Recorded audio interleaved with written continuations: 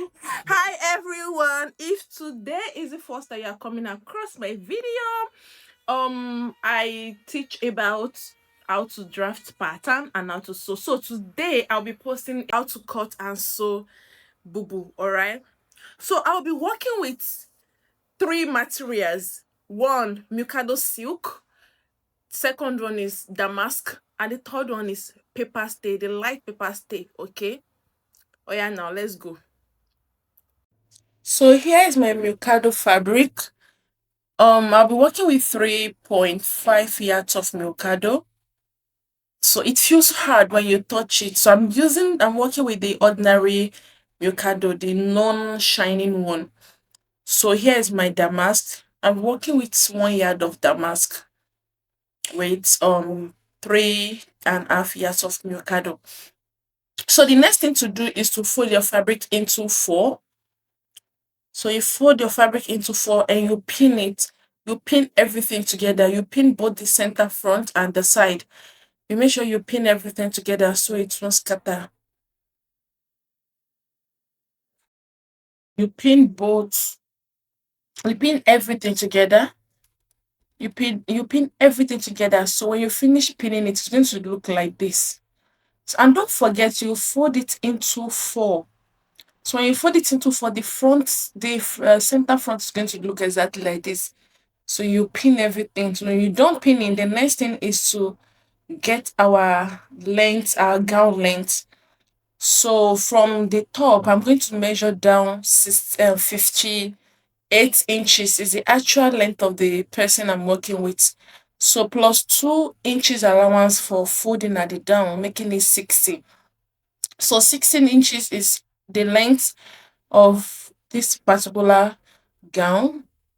So after measuring the 60 inches across this thing, then I'm going to roll it just like this.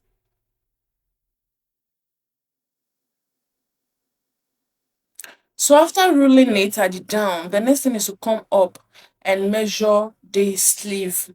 So I'm working with sleeve 25. I'm working with sleeve 25. So after measuring 25, from this top, I went down by 17 because I'm going to put elastic. So I went down by 17. So this is the wideness of this is the mouth of the sleeve, the wideness of the sleeve. So I went down by 17 inches. So after that, so I'm still confirming the sleeve again so that there won't be error. So I confirm 25 inches.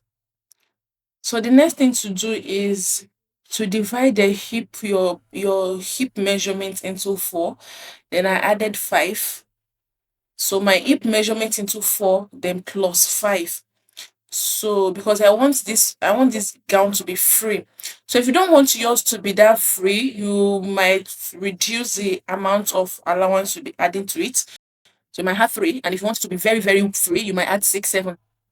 So what I now do is that the down part, I did my actual hip measurement, but the down part, that's the leg part of the gown, that this down part here.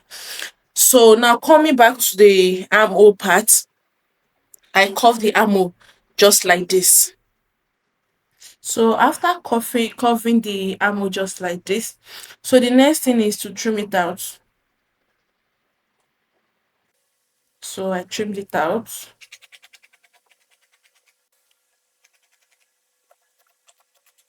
So after trimming it out, so I have to pin it again. I remove the pin on the on the excess to pin the main material. So I have to repin it again just to avoid it being scattered.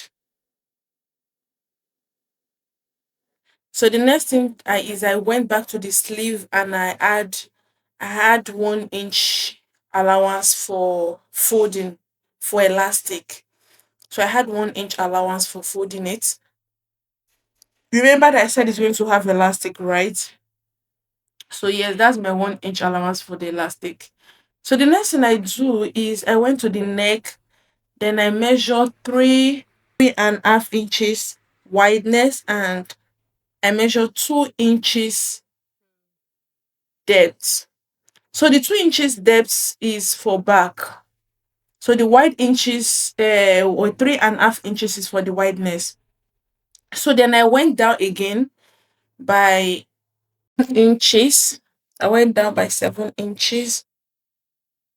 So after that, I have to rule it. It's a V-neck. The front is going to be V-neck, while the back is going to be U-cut or C-cut.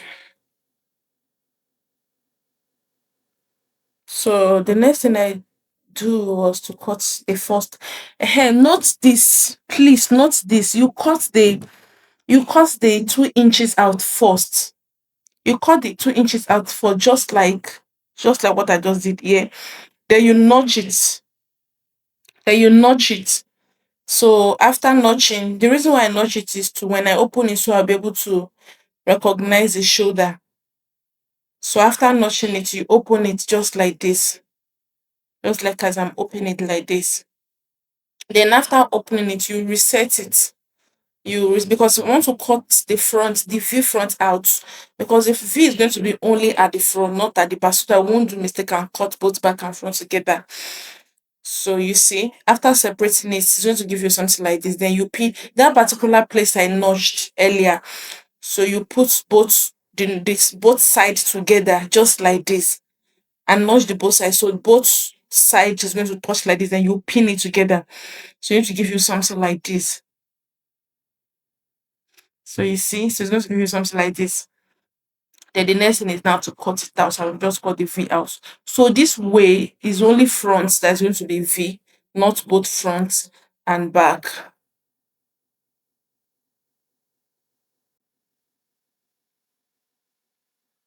So this is how it's going to come out. So next thing is just to arrange it and set it very well, just like this, and pin it. So you pin everything together. So this is both front neck and back neck. So this is the front neck I'm pinning now. So and this is the back neck I'm pinning here. So after pinning it together like this, so the next step is to cut your design, the design at the front with using damask fabric. So I ironed my damask into two to get the straight gator at the midpoint. So I place it on my fabric just like this, and I pinned it together just like this. Well, there is something I did here at the neck part. So I find the shoulder. You remember I notch the shoulder part, right? So the shoulder part I notch the part I notch is the shoulder, and I checked where I notch. So after confirming where I notch, I have to chalk it. I have to chalk it on the damask like this to give me my shoulder parts. Measuring after chalking the shoulder part, so I have to put my table on the part I chalked, right? To measure the length of the front. You see that part I chopped, right? Is the shoulder. So I put my tape there to measure it down to my desired length. So I don't know whatever desired length you want. So after getting my desired length, I took my curve ruler to to trace it out, right? So I don't want it to be V, to be straight V, because the design does not look like straight V. So I curved it a little bit, right? So I curved it a little bit to that part I marked as the shoulder part. So I stopped at that part I marked as the shoulder part. Then what I now did was, you remember that I measured the depth of the back was 2 already. So I checked it, then I chalked where it is on the damask. So from that part I came down by 5. So after coming down by 5, so I have to chalk everything together just like this. So the next thing I did was to cut it out. So please be careful. Don't cut your main fabric with it also. I raised it up to cut it. So that's why I emphasize that arrow on it. So please raise it up to cut. Don't go and cut your fabric with it. So after cutting it out, so this is how it's going to look like, guys. Look at it. This is how it's going to look like. So I I'm unpinning it. So I'm removing the pin. So from the V-neck, from the V-neck I went down by 12 inches. So you can go as lower than that, or you can reduce the length. So mine is 12 inches from the V-neck down for the length of my damask. So this is my neck. This is how my neck looks like. And this is the damask on it. So this is how it looks like. So this is how yours should look. I intentionally did not want to remove the neck of the damask so it will be easy for me to fix if I want to fix it. So you can do well and not remove the neck as well. So then the next thing I am doing is ironing it. So I'm going to use, you'll be needing interfacing for this. So I'm going to, the light interfacing, to go use paper stay on it. I'm going to iron paper stay on it just like this. So you give it a very good press, and please make it on medium heat because the stay is very very light, so it could get burnt easily. So when you are done, this is how it should look like. Then I used shredded emmy gum. I shred emmy gum. I used to fold the edges inside like this. So you fold the edges inside like this so that taping it on your mat on your fabric can be very easy. So the next thing I did was to place it. So I placed it on it, and this is how it looks. So after placing it, now let me tell you something. You remembered that I chalked the shoulder on the material. The chalk is not really obvious on this because I use color chalk, and I just shocked it very lightly. So I shocked the shoulder on it, and I notched the main material. And the reason is because of this step, so that I will know where to place the shoulder and where not to. So you see me arranging it and trying to find the midpoint of the damask so that I can place it on the midpoint of the material. You see how I placed it. So you make sure that everything rhymes. Then you make sure the shoulder, the part you shocked as a shoulder on damask is going to be exactly on the at the shoulder, on the shoulder of the material, just like this. See, this is exactly where I pinned it. So I made sure that the part I shocked at the shoulder is exactly on the shoulder of the main damask. You see, because I ironed the damask and I also notched it.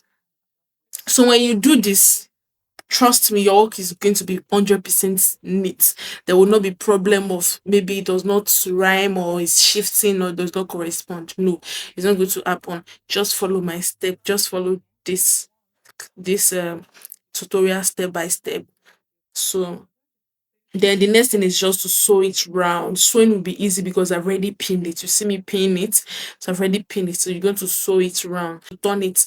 So I cut out the material to turn the neck over. So now I've already trimmed the neck. This is it. I've trimmed the neck out. So now I put another material on the face, not the back, because this is already the back of the neck. But on the face of the neck, you're going to sew it and turn it inside. So you sew it round like this. You sew it, so you follow the neckline, you sew it, then you turn it inside. So this is how it's going to look like. You see how the neck is like now. So I sew it and I turn it inside. So I used Emmy gum. So I first of all tape the tip of the lining. You see, I tape the tip of the lining round. Then I'm now going to use Emmy gum to now. I used Emmy gum to now gum it all round together. And I gave it a very good press. So this is how the final result looks like. This is how it looks like finally. So guys, your neck is ready. So the next thing to do is to tape the sleeve. So just you iron the 1 inch allowance I put on the sleeve length. I ironed it inside and I taped it. So just like this. just like this. So I should made enough channel for elastic to pass through. So I used the 0.5 inches allowance elastic, 0.5 inches elastic for the sleeve. So I used my pin, my safety pin. So I used my safety pin to pass it through the channel. So I use the big safety pin. So this is the exact reason why I made the channel big. So I use 1 inch allowance for the channel so that my safety pin can pass through. So after that, this is how the hand is going to look like after passing it. So the next thing is to join it together. So after fixing your elastic, so you pin it, then you join it together just like this. Join it together like this. See it. So you're not going to sew it. Sew it with.